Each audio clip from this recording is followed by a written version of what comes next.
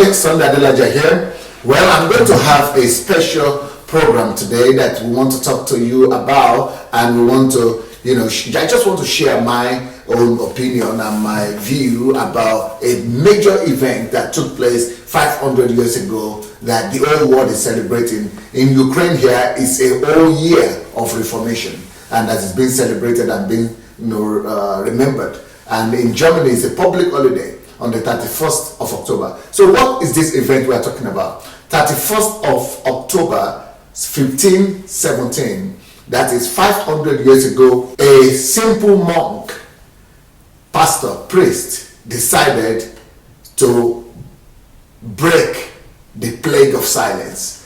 And he decided not to be silent anymore, that it was time to speak his mind about the doubts he was having on the situation of things in religion and in the Catholic Church. At this time, Catholic Church was in charge of the whole world. They were ruling the world. But the religion has got into darkness, backsliding state. And even though everybody was, all the priests and the big men were enjoying the religious opulence, but ordinary people were suffering. And I see a lot of parallel between the times of Martin Luther, the reformer, and the time that we are living in today. Especially when we look at the Pentecostal charismatic church in my continent, Africa, and Nigeria in particular, I feel Nigeria is ripe for our own reformation, just like Germany had in 1517. And it is not by accident that we are now living in 2017. And this, it is this same year that God has inspired me and put it on my heart to come out and address the issue of paganism in the African church. And it is also paradoxical that I'm living in Russia, and it is in Russia in the year 1917. That was 1517, this was 1917, that was 100 years ago this month, that also a revolution took place in Russia that changed the world. So those two events changed the world. One was a religious revolution that changed the world from just being in religious darkness and in worldwide darkness, and it brought about the Protestant movement that has changed the world entirely. That was religious revolution. And then the other one that happened, and that one is still sustainable, it's still going on up to now. That effect of the Protestant revolution is still changing the world, and it will be around for the rest of humanity. But the one that took place 400 years later, which is the socialist revolution that took place in Russia, is collapsed, is dead. Socialist revolution is collapsed 100 years later. It only survived 100 years, less than 100 years, just 70 years, and is dead. But today, is the 100 years anniversary. This week is the 100-year anniversary for the socialist revolution, the communist revolution in Russia, and it's also 500 years anniversary for the Reformation, Protestant Reformation movement, revolution or reformation that happened in Germany. And so those two events changed the world. But so this year is also 2017, and I think that 500 years later, 100 years later, for this world-changing event is giving birth to another world-changing event. And I think that this 2017 is giving birth, at least for my continent, African continent, and maybe for the whole wide world, another reformation of the Protestant movement itself, which is especially the charismatic Pentecostal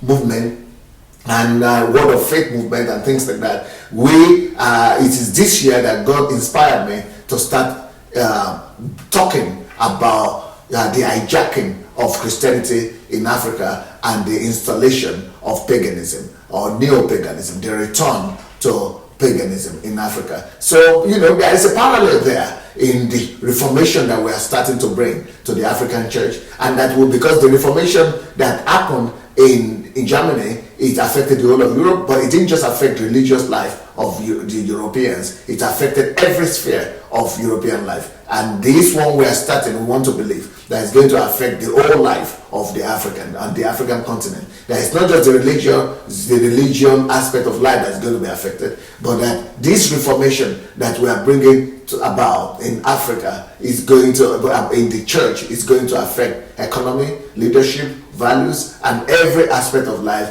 of Nigeria and of Africa. Well, Guten Tag. Guten Tag. That is the language that Martin Luther spoke. Yes. And all first reformers, Protestant reformers, were speaking German. Even English people who wanted to do reformation while running away from England, running to Germany, learning German language, or they run to Switzerland, Austria, and all those places they were speaking German. So, what will you tell us in a few words? What is German? How are Germans looking at the Protestant Reformation? What is the attitude, or maybe something like that? Yes. So thank you very much, Dr. Sunday. I really love the fact that we are talking about this because I grew up in Germany, so I'm very familiar with Reformation in Germany, and I understand why it has been celebrated, a day that is being celebrated, especially this year, marking the 500th Jubilee of the Reformation in Germany. Because Reformation, one of the translations or one of the meanings of Reformation is to make changes to something with the intention to setting it on the right path.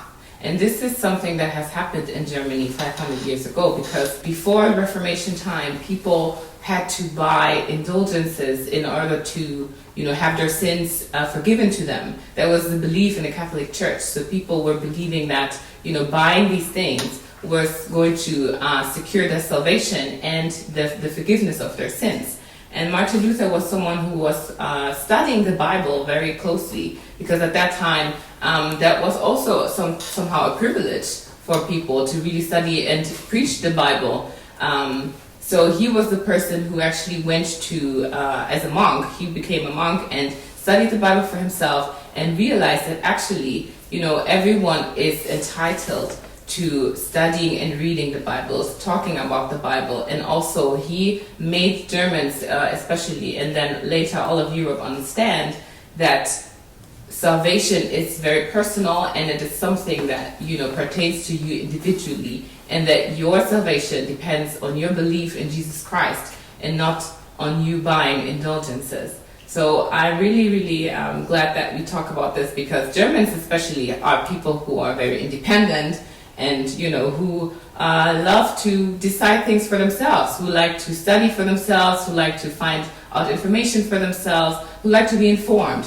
And this this is traced back to that revolution or that Reformation that we had thanks to Martin Luther, who gave people the right to study for themselves, to find Jesus Christ for themselves, to accept Jesus Christ for themselves, and to decide to be saved by their belief. So.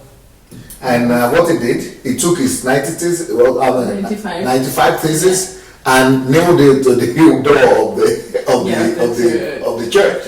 Yeah. But today we are doing it in a different way. Yeah. We are using social media. Mm-hmm. So, but maybe we should look into some documentary films and see and hear what people are saying, and so that this will help our people who are watching us to get better understanding of Reformation yesterday, today, and tomorrow.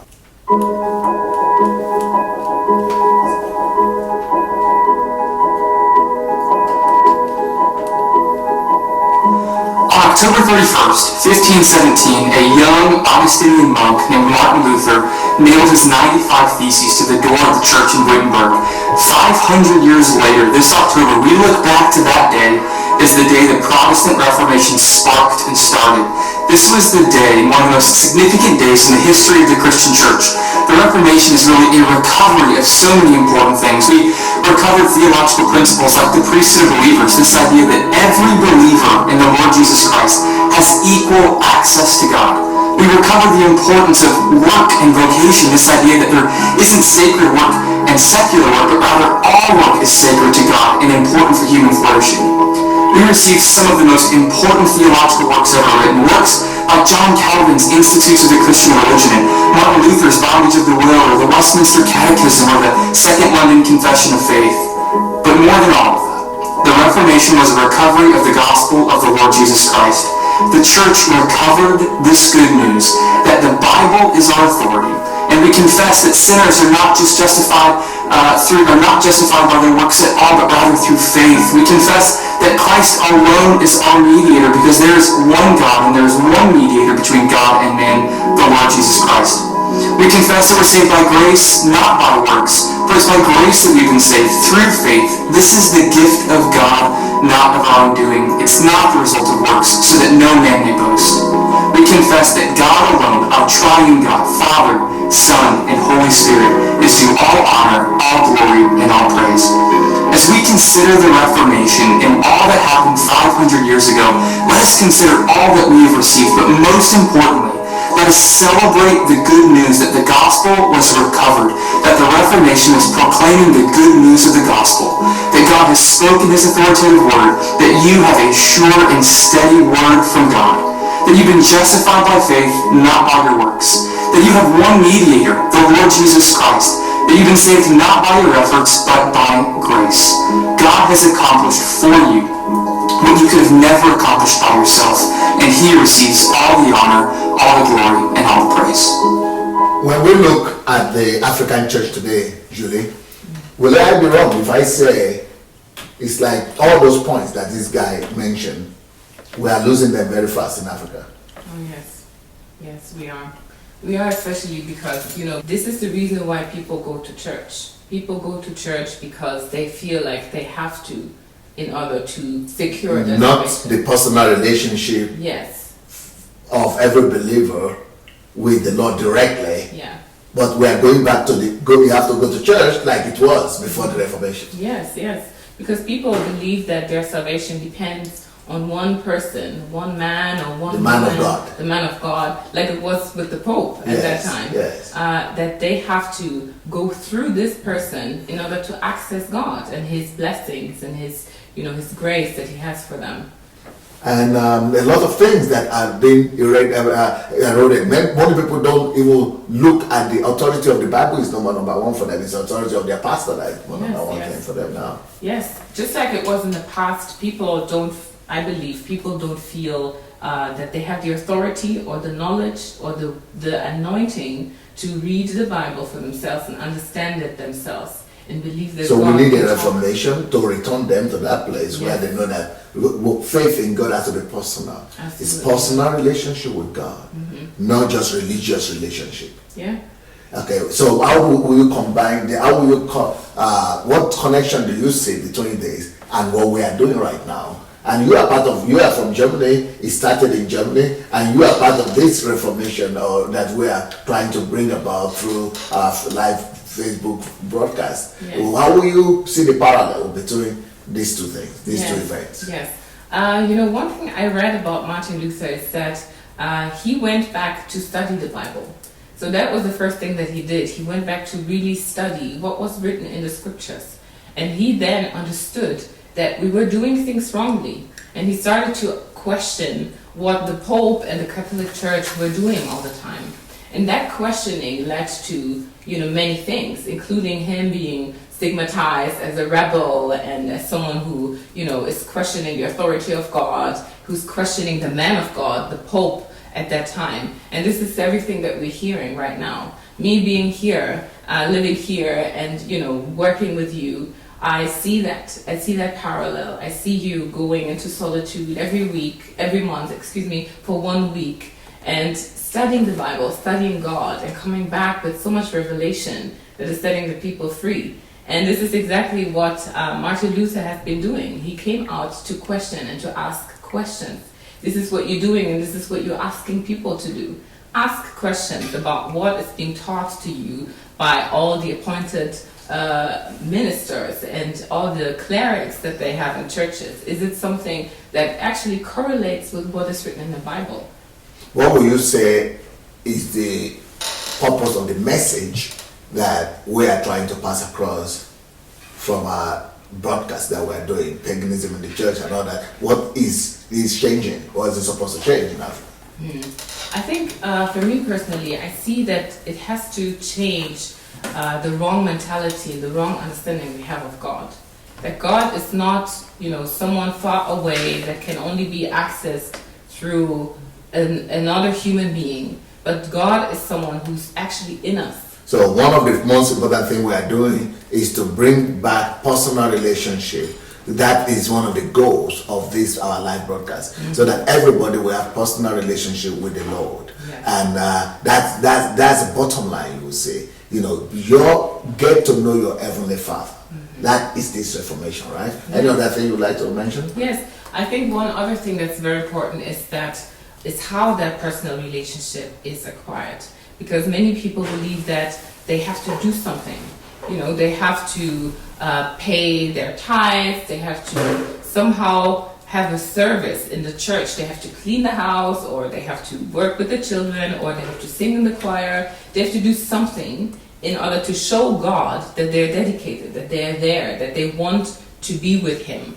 Even though God actually asks us to just accept Jesus Christ as His Lord and Savior. Just believe. Yes. Just believe. It is just by faith, just as the gentleman has just said. It is by faith that we actually have that relationship with God. Will you say another thing that we have really tried to emphasize is that even giving of tithe and offering, everything is supposed to be done for love for God and love for man. Is that one of the points that you would say our live broadcast is really emphasizing to people, that it's not just religiously giving or going to church bypassing people who are in need, or giving bypassing people who are also in need, just giving to the church, or not stopping by people who are really in need? Will you say love is another major thing that we are emphasizing here? Oh yes. I believe love has been redefined through the teachings that you have been sharing, because love for God and love for man used to be separate things. Even though Christ actually says in the Bible, that you shall love your God with all your heart and all your mind and everything you have. And the second is just as the first, that you have to love your neighbor as yourself. But we were not seeing those two together. Most of the time, we only try to have love for God, and that's all we focus on. And we don't connect that to the love to people or to human beings.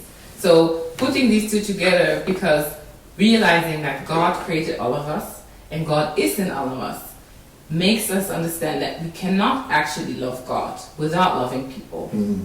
And you say that is really being passed across through yes. this live broadcast. Very much, especially when it comes to tithe, because we believe that all we have to do is giving without actually knowing what's going to happen with the money.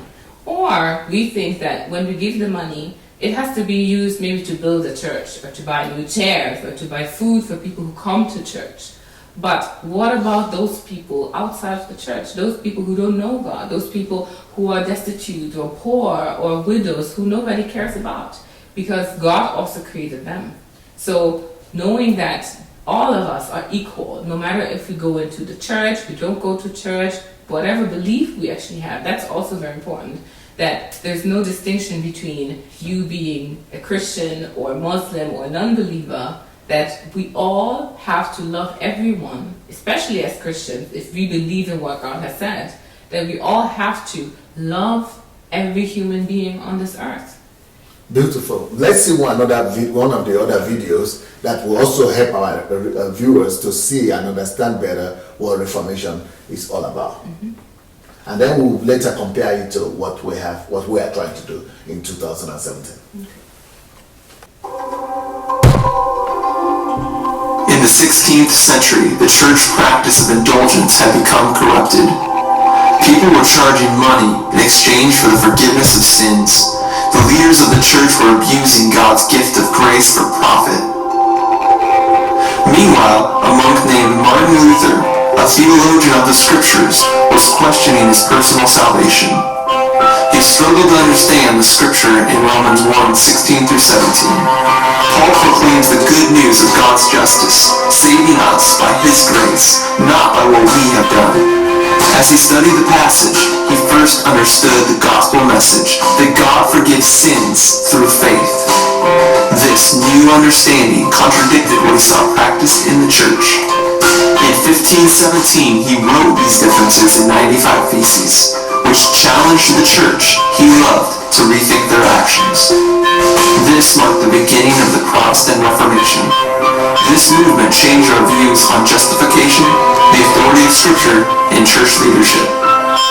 People's views of God were no longer limited to fear and judgment, but expanded to see Him as Comforter and Savior. So what similarity will you see between what we just saw now and what we are doing today? Yes, there's a very great similarity in terms of being saved by faith, and that the image that people had of God actually changed. That He's not the judgmental person, who's just waiting for us to sin and then judge us for the sins. But He actually is a Savior, and He's forgiving, He's caring, and He wants us to be saved. And He wants that with everything He is, because He's love. So He loves us, and He loves us so much that He only requires of us to have faith. So do we have any problem like that today in the church of today? What are we trying to do? Yes, we are trying to bring that back to church, actually. You think the church is losing it today? Yes, I believe so. Many things that we think about when it comes to being righteous and God's justice is the things we see in the external. We look at, how people look, what they wear, if whoever they are relating with, and what church they go to. Look, for example, here everything was about money.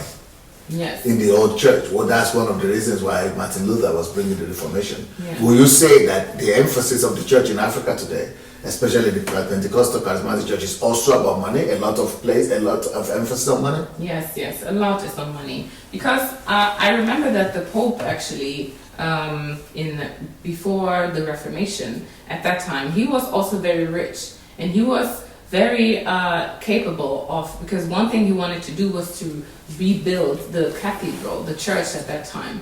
And he wanted to do that by selling those indulgences, even though he had the money to do it himself.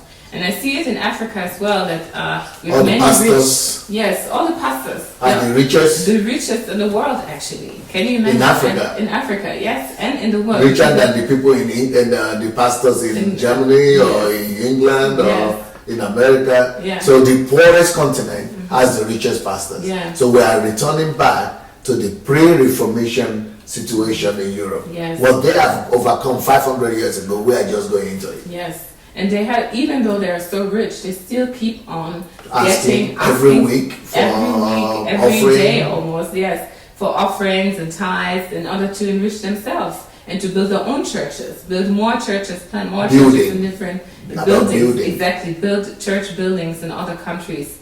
And people don't really help destitute or poor people or needy people. No. They don't see love. There is no love, but that's being communicated. People are taught that for them to love God, even today, for them to love God, they have to give in the church, and that it is only the giving they are giving in the church that really counts before God. Whereas it's the opposite. It's what you do to ordinary human being, to the image of God.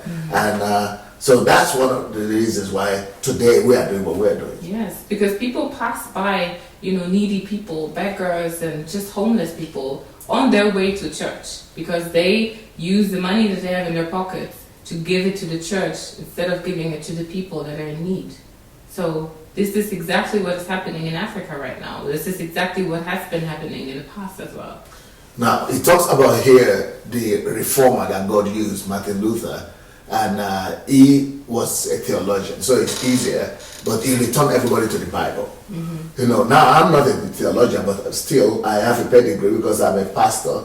But even with the way we are communicating, do you see any similarity in returning to the Bible? Because I do a lot of emphasis on the Bible with these my teachings. Do you think that people beginning to see the Bible and they, for themselves rather than just tradition, what people say, pastors say also? Yes, definitely. I see that just like Martin Luther, he went back to the Bible. He went back to understand what is happening in the Bible, because he was seeing a contradiction to what was practiced outside.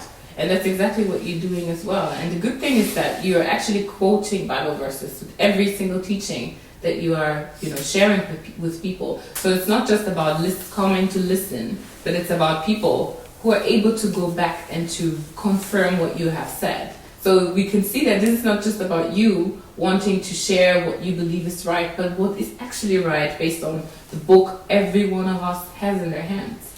But a lot of people have been calling us right after the live broadcast and say, some of them are saying, it's like we have never been a Christian. Some of them are saying we are getting born again. Even pastors are calling now and saying, I'm not even qualified to be a pastor.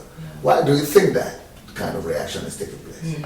I think it is taking place mainly because the way people became Christians was not probably by faith the way that it should be, and the way that it is written in the Bible. Because we're hearing that you have to accept Jesus Christ by faith. You are saved by faith, and your sins are forgiven by faith. So people were probably just not believing in it as it is written, because if you go back to what is written in the Bible, it says that all you have to do is to have faith. But if we now listen to your teachings and people say that I don't think I have been saved, it's because they probably didn't have the faith. I think maybe this brings us to one of the emphasis that I do. I pay a lot of emphasis, or lay a lot of emphasis on redemption, what Jesus has done for us. Yeah. And I think the problem is that the churches of today and pastors of today don't pay too much attention to what Jesus has done for us, for people. Yeah. And they rather come to give people what people expect to have. So not too many people know the details of what Jesus has already accomplished. Yeah. And they are still trying to get something from God or get Jesus to do something through their works. So they are trying to please him. If I go to church more, if I serve in the church more, if I give to the church more, if I obey more, to the pastors more, that way I will get God's favor, not knowing that Jesus is so by emphasis on the finished work of God, finished work of grace. Yes. And I think maybe that's what people are getting. Yes. It is not very present in our minds that what Jesus did for us. We don't dwell on it so much. We don't meditate on what Jesus has accomplished for us too much. We go back to the history, we go back to the culture and the times of the Bible and try to understand what has happened in that past, while what Christ has done is being diminished. It's not put so much emphasis on. And I think that's why people have difficulties believing that he actually did it, having faith that he did it, because they don't meditate on it. They don't go back to read the story, read the words, read the actions of Christ to actually believe in it. It seems too far away. And another thing that I've endeavored to talk about is the difference between paganism and Christianity, and to try to bring a purity and to try to bring our people to a pure water, like the gospel, to be a pure gospel without the mixture, which is syncretism. So I've been trying to address that question. I've tried to bring the parallel. So that what is going on in Africa right now is a mixture of old African traditional beliefs and Christianity. And so I've done a lot of teachings on the difference. The Christianity is this is paganism, for people to see clearly the difference between paganism and Christianity. So what we are practicing right now in Africa, as it appears to me, is like we are practicing the mixture. And whenever paganism and Christianity is mixed together, it's called syncretism. So syncretism is what I think we are practicing. Do you think that point is being made? Is that coming across? Yes. Personally, listening to your messages and listening to you daily, I start to understand how important it is to be detailed. Because people don't, especially, I grew up in church, I grew up in a Christian family, and the difference between paganism and Christianity, you don't even think about it, let alone knowing of where to draw the line. So people don't know that, and that's why they easily believe that, some things in Christianity, maybe some things in paganism and vice versa. So you now coming to draw the line and putting it simple, very simple, and explaining this is paganism and this is Christianity, it opens up a whole new world for the people, because we haven't been so detailed. We have not done our due diligence like you are doing, going back to study to really understand what does that mean and where does it start, where does it end. There is nothing like that in the church of today. So that is because we are talking about Reformation yesterday, today, and tomorrow. So that's why we're addressing this, and especially with the parallel that 500 years ago, 1517, and we are living today in 2017. So exactly 500 years ago is when this Reformation took place. And 100 years ago, 1917, another Reformation took place, which is more political in Russia. And I am in Russia. And it is from here that God is using us to raise another revolution, Reformation. You are from Germany. That's where it took place. And then to bring that and use all that experience to help the church in Africa and the world.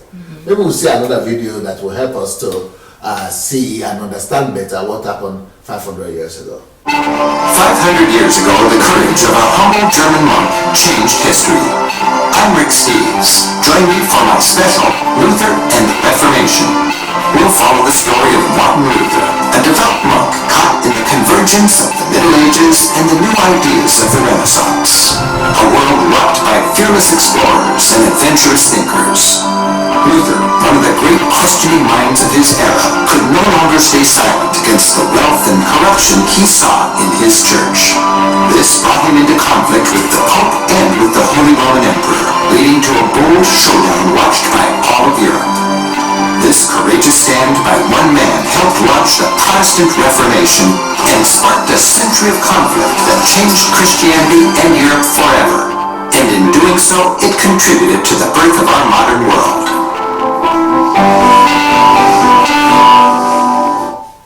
Yes, I want to use this opportunity to ask you a question, because the Reformation that happened in Europe didn't stop in the church. And this shows us that for anything to change in a society, if it starts in the church, and if the church changes, the society will change. But this Reformation changed the whole world. It first of all changed the church, then it began to change the economy, it began to change how people work, it began to change the political lifestyle of the people, it began to change the value system of the whole of Europe, and then the whole of the world. So what we are doing today is like, I'm doing religious programs, but do you think there will be a holistic ramification? Do you think there will be a comprehensive ramification politically, economically, and even in socially, value system? What we are doing today with this live broadcast, how do you see that bringing about political change, changing people's lifestyle, value system, economic, and things like that? I think the most important word here for me is the value system, because the church changed the value system that they had, and this changed the value system of the people individually. People started looking at God differently, but also at themselves differently. They started to work differently. They started to, imbibe the values of the kingdom, the values of the Bible, especially when it comes to love and acceptance, self-acceptance, and knowing that God accepts you, and then accepting other people as well, looking at each other equally. So if you have that basis as your value system, the way you're going to work is going to reflect that value system. So people, when it comes to elections, they will make sure that there is an equal opportunity for people to vote, for example. There's an equal opportunity for people to have jobs. When it came to age or gender, all these things are started to be reflected in Germany, and people became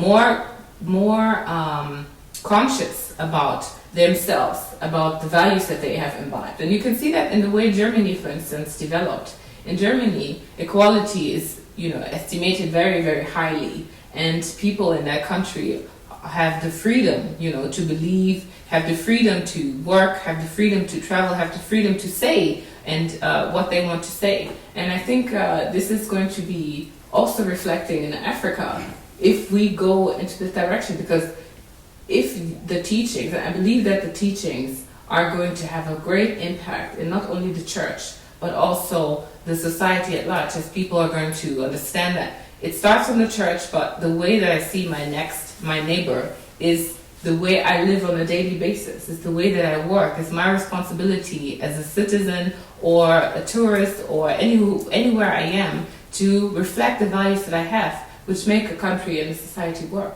So, for example, if I'm teaching on the fact that pastors and bishops shouldn't make slaves of people, that they should not, that everybody is free, that you should not be like a slave. You should not have a slave master. That, because the structure of churches that we have in Africa today is as if the pastors and the bishop himself is this one slave master having 10,000 members, and those are like the slaves who bring in profit and money and income. And so all these 5,000 or 10,000 members are feeding one mouth, and he's just the one collecting all the things, in the name of tithe and offering and everything every month or every week. And but when I say no, it's not the relationship between you and pastor. It's the relationship between you and God. And when people get freedom, their freedom that way, everybody's value is equal. That you are not just the only one to respect me because I'm a pastor. I'm a pastor. I'm supposed to respect you too. We are supposed to have honor for each other. So when this honor starts in the church, it goes to the whole society. Everybody is respected and honored. And so that brings about the change in a political system, because then one man, one vote. And when everybody is respected, then there will be fairness, there will be truthfulness, there will be honesty, integrity in every sphere of life on one hand. But also on the other hand, there will be no people worship that is going on right now. But another thing that this Reformation did in Europe, and that I think that is going to do what we are doing now, is going to do in Africa, is that it eradicated superstition. Because Catholic Church was full of superstitions. And if you look at what we have been dealing with in this live broadcast, we've been dealing with a lot of superstitious stuff that have come into the church, and the whole continent is full of superstition. So if we set the mind of the people think that you think, don't just follow lifestyles and patterns that is being put out there because somebody said it. Begin to think. So it's calling people to think. And if people begin to think, that will affect science, that will affect technology, that will affect productivity, creativity, innovation, and everything. When people begin to think, that's another area that I think we have been trying to address. Yes, I think it really, you hit the nail on the head, because people don't understand that life can be predictable. Life can be predictable if they understand the principles that work in life, that work in the world, that we live by cause and effect, that if you do something, there's a result that is going to come out of it. And I think your teachings are helping people to understand that, if you go to church and you sow the money into the church, you probably won't be wealthy because of that. You have to actually acquire the knowledge and the principles of money making in order to become wealthy, if this is what you're going for.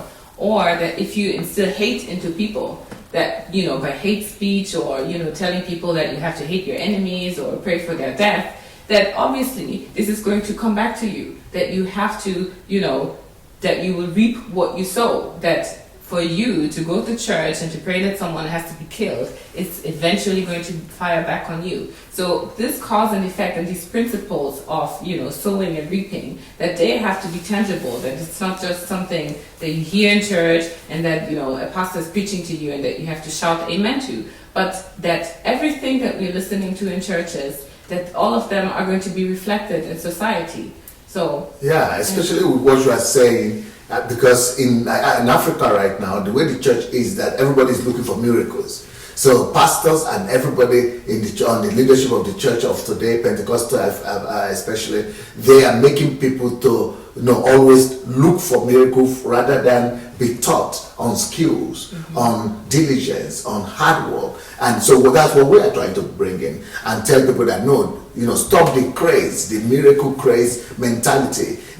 Teach people about productivity, teach people about the process of production, teach people about diligence, teach people about hard work, teach people about the dignity of labor. And that's one of the strong points that were taught by the Protestants. They brought the dignity of labor, and people work hard, and that will affect the economy, because that's what affected the economy in Europe. Because dignity of labor, everybody started working hard and being diligent. Creativity improved, production improved, productivity improved, and that's how to bring about the regeneration of the African economy. So, but we have to break that mentality of people expecting miracle, getting something for nothing, instant gratification, and that's what brings about laziness, lack of productivity, laxity. Everybody's expecting to receive something without paying the price for it, and that's one of the areas that we've been trying to address as well. Yes. I think this is, it's also going to lead to the discovery of many solutions and responses for questions that people have. For example, we have a lot of sicknesses in Africa, in Nigeria, and many countries in Africa, which we don't know the causes of because there is no dignity of labor, because that value is not being promoted and propagated for. But if we do that, people will go back to start researching, going to start to understand what is causing someone to fall sick, for example. Why is someone, why are certain people in a specific area of a country falling sick at a specific age, instead of ascribing that to a superstition or believing that there's a curse on them, there may be a scientific reason or a biological reason that may be found out if people imbibe that value of dignity of labor and, stop believing in superstitions or that some spiritual attack is behind their misfortune. Beautiful. Maybe we'll see the last video today before we round up our conversation on the Reformation yesterday, today, and tomorrow.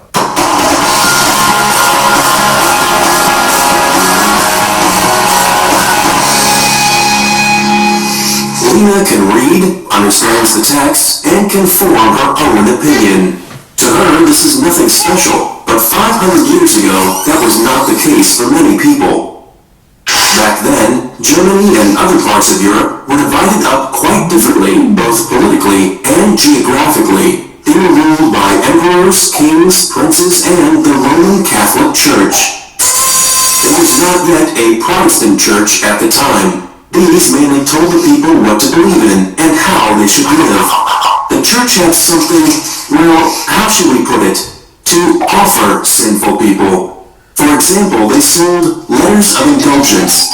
These were supposed to exonerate someone from sin and reduce or even completely avoid the time spent in purgatory, that is, the period before entering heaven, money in place of repentance. And indeed, they could be bought for deceased relatives too. The church used the money to finance the construction of St. Peter's Basilica, for example, and to plug up financial gaps.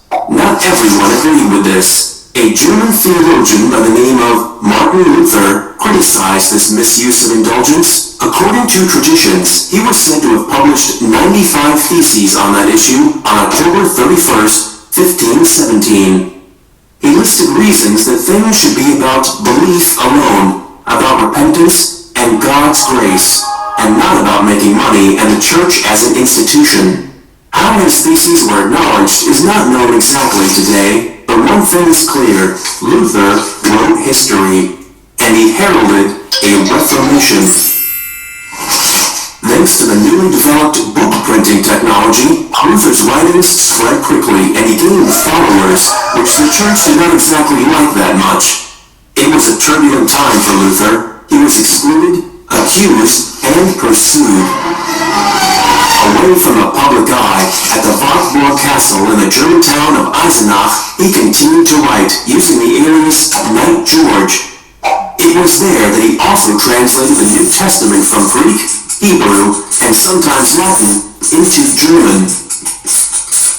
This is how he made it possible for many people to read the Bible and to think for themselves.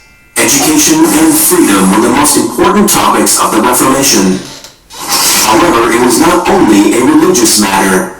In his writings about the Reformation, Luther also addressed those who were dissatisfied with the political and social order, such as farmers, who suffered due to taxes and serfdom. They now demanded justice from those who ruled over them.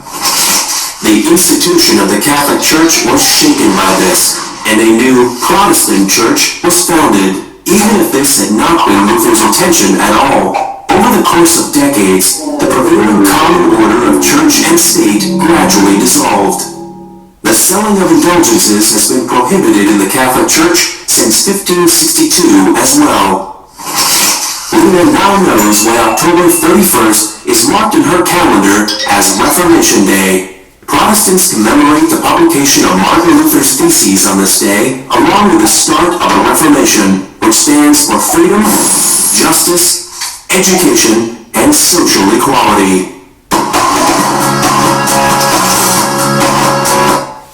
So what similarity will you say between what Luther did and what we're trying to do today?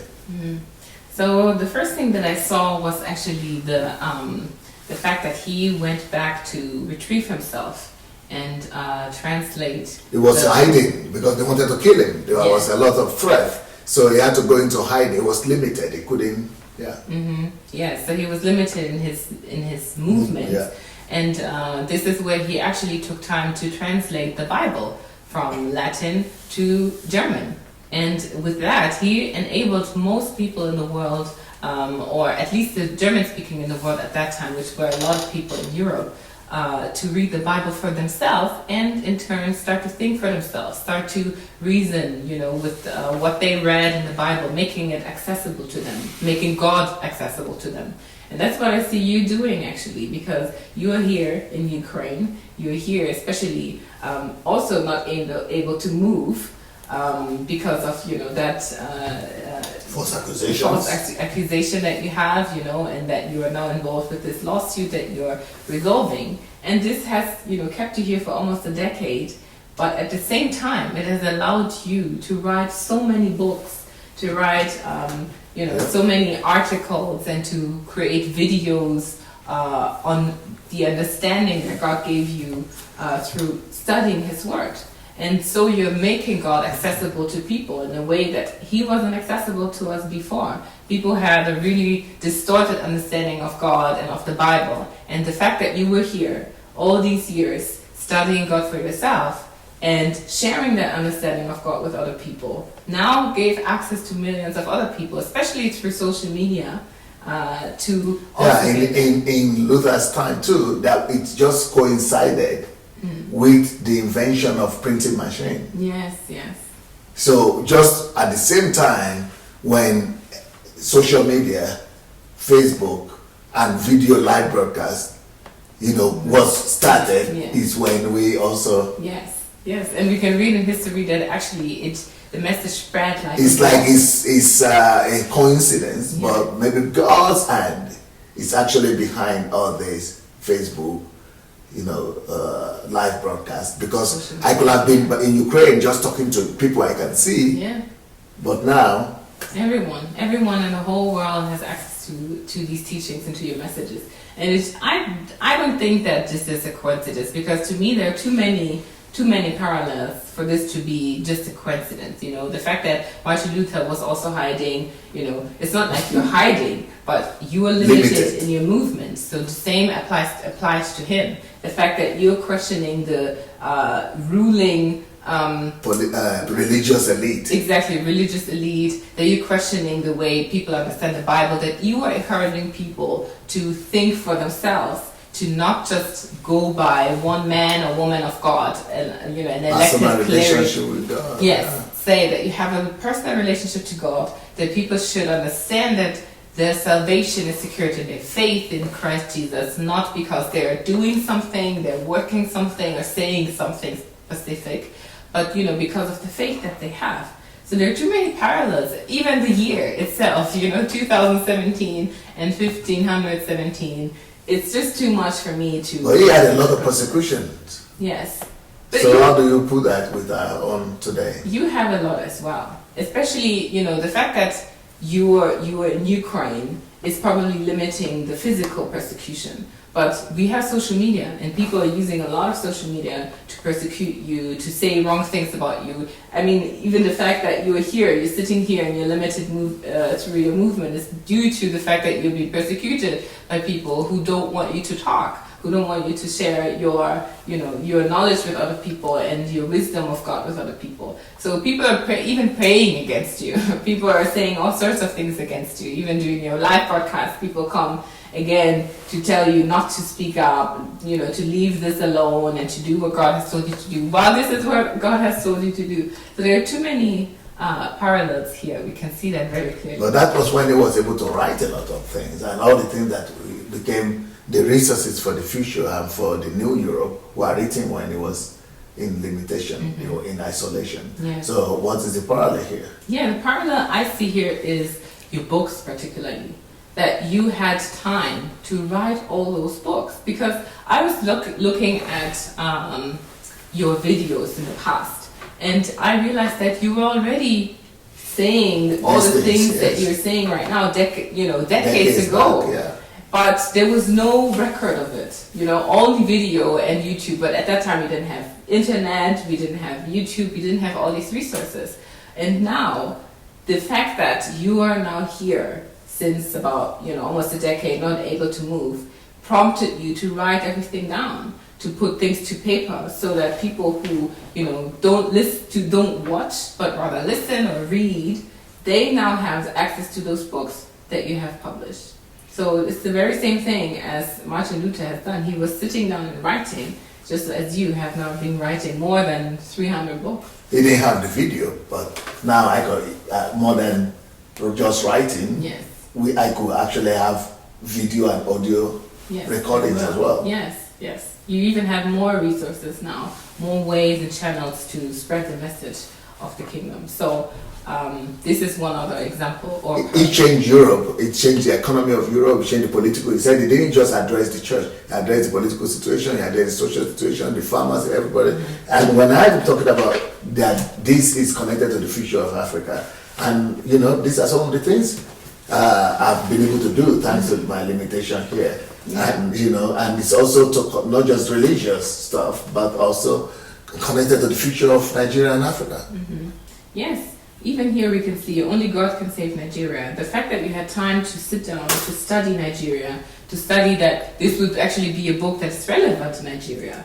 You wouldn't have the time to do that if you were traveling just like you were doing before, speaking at different conferences and churches. But you sat down to understand what is the problem that Nigeria is facing. Where is Nigeria at the moment? And you came up with these books that address the problems concretely. Like Only God Can Save Nigeria, What a Myth. So you understood, due to your experience here in the Ukraine and your understanding of God, that it is not actually God who can save a nation, but just like Martin Luther, it is the people with the right understanding. Yeah. Yes. And the other one here is Nigeria and the leadership question, where you're also addressing leadership. So it's not just about the church, it's about what the country is about. The country is made up of, the religious, the church, but also the leadership in government, for example, but also families, also employers. Everyone who has the leadership position is concerned. Then we also have how to make Nigeria the greatest country in the world. How would you come up with this type of concept if you don't take the time to study thoroughly, to study not just the history, but also the economy, but also the family, but also the value system. And see the future, just like Martin Luther never knew 500 years ago that the world, what he was doing was going to change the world. Maybe he saw it, but he's seeing the future. Yes. So you were able to put that into paper. So even if you leave, if you're not here anymore in the world, people will have that remnant, will have that, what can I say, like a written witness of, your works, just like we now have had the Luther Bible.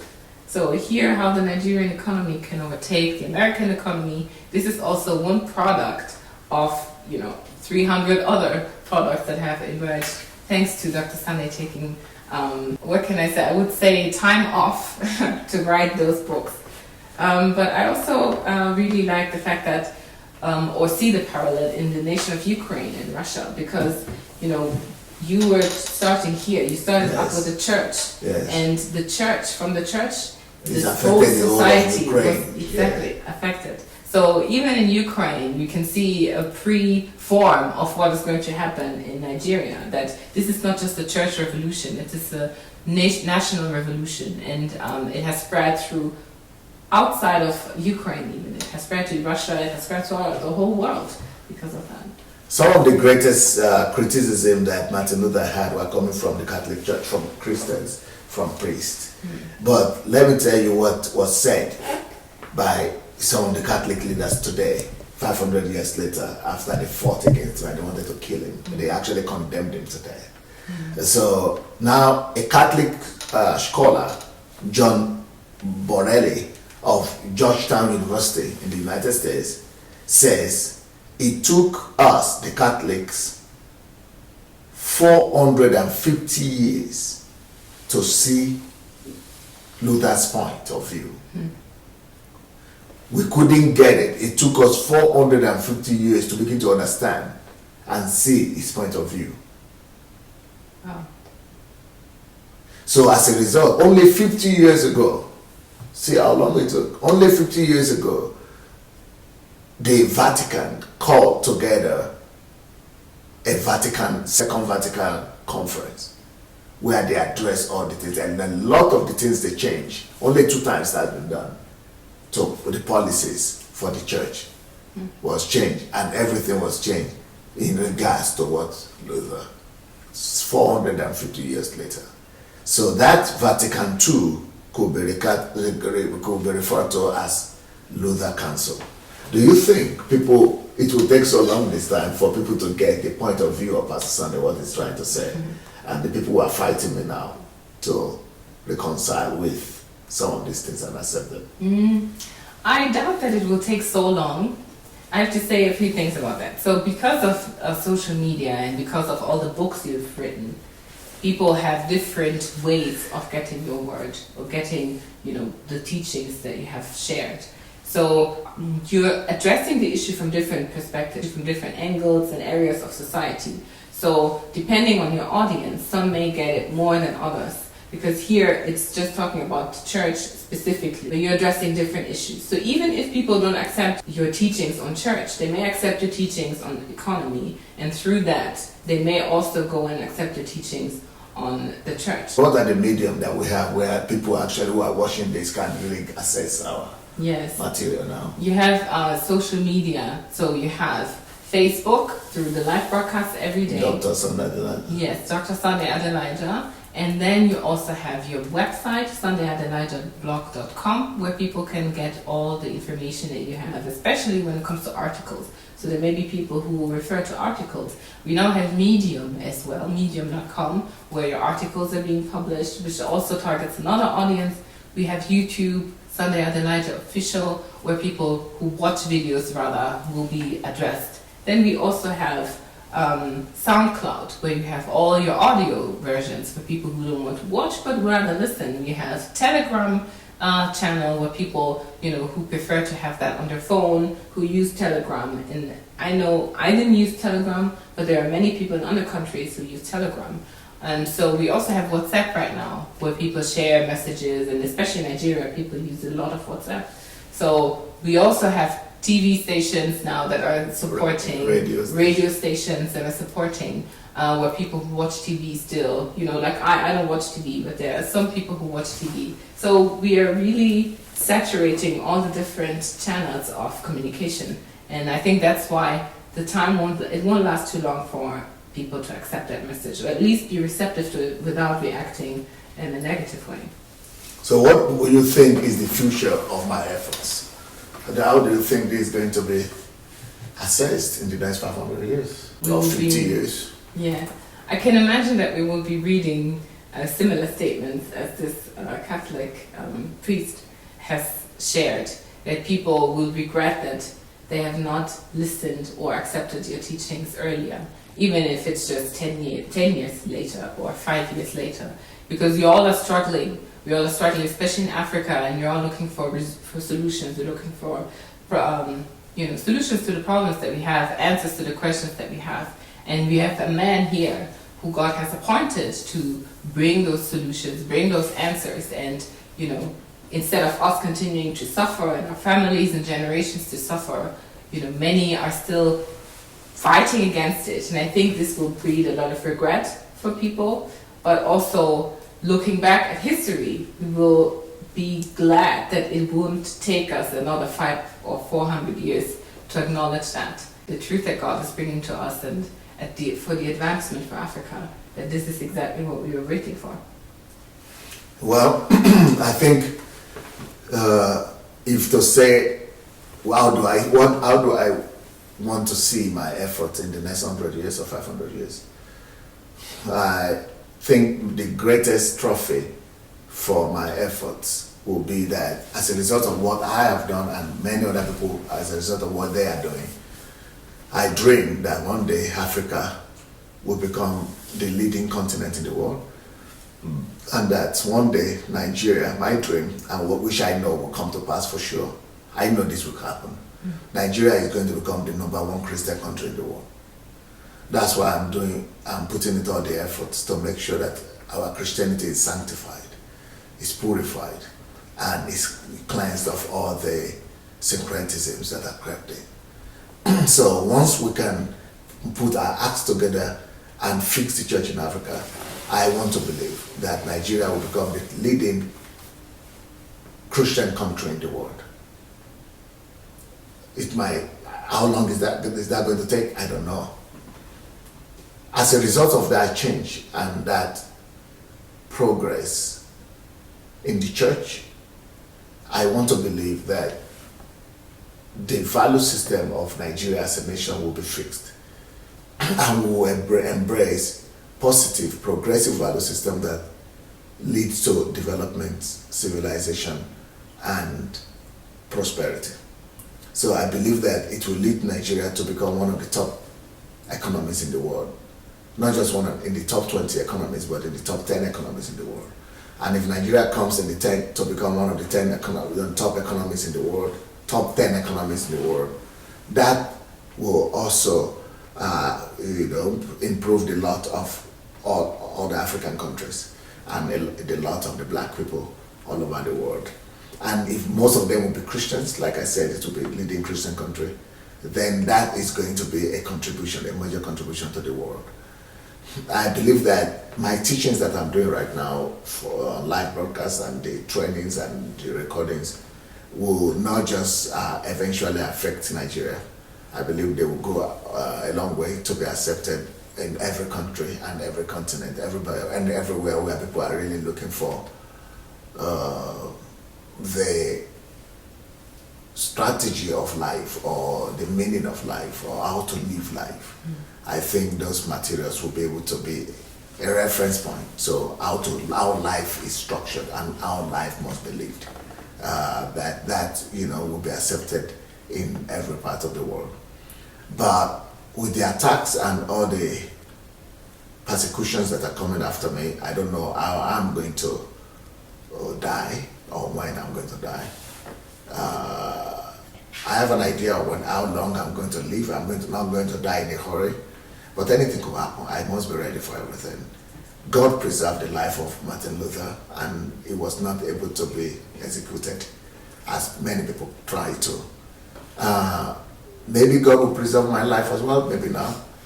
But as the case is, I have to be as resolute as Martin Luther was resolute. And in Martin Luther's words, I would like to say, I cannot and will not recount as well, just like Martin Luther. I will not recount on my beliefs and on my campaign and on my crusade that I've started. For to go against conscience is neither right nor safe. Here I stand. I can do no other, so help me God, until we see the reformation of Africa, of Christianity, and until we make Nigeria the leading Christian nation on earth.